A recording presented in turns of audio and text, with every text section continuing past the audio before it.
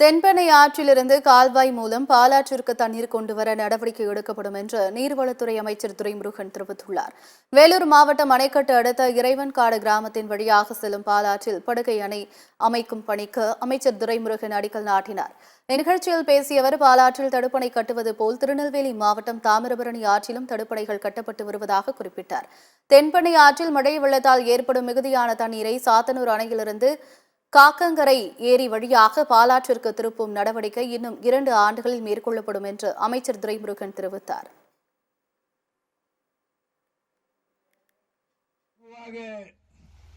ஆறுகளில் இப்படி check dam குறுக்கே அணை கட்டுவது இப்பொழுது அதிக பேஷன் ஆகிவிட்டது.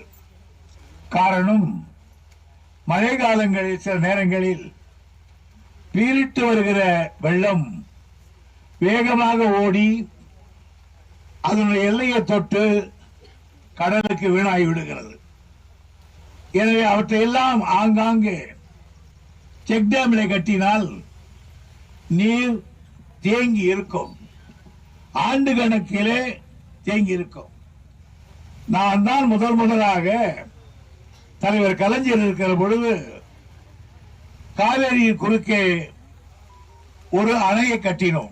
5 அடி உயரம் தான் அந்த உயரமே கட்டினோம். அதான் ஃபர்ஸ்ட் செக் டேம்.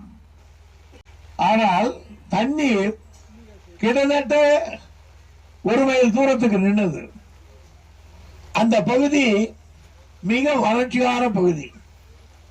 இப்போது ஆண்டு முழுவதும் தண்ணீர் இருக்கிற காரணத்தால் அந்த கரம்பெல்லாம் கரும்பு வயல்களாக, நெல் வயல்களாக, வாழை தோட்டங்களாக மாறி இருக்கிறது.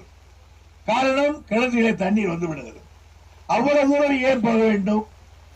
நீங்கள் திருவண்ணாமலைக்கு போனால் போகிற வழியிலே கலசவாக்கத்துக்கு அருகில் ஒரு செக் டேம் கட்டி இருக்கிறோம்.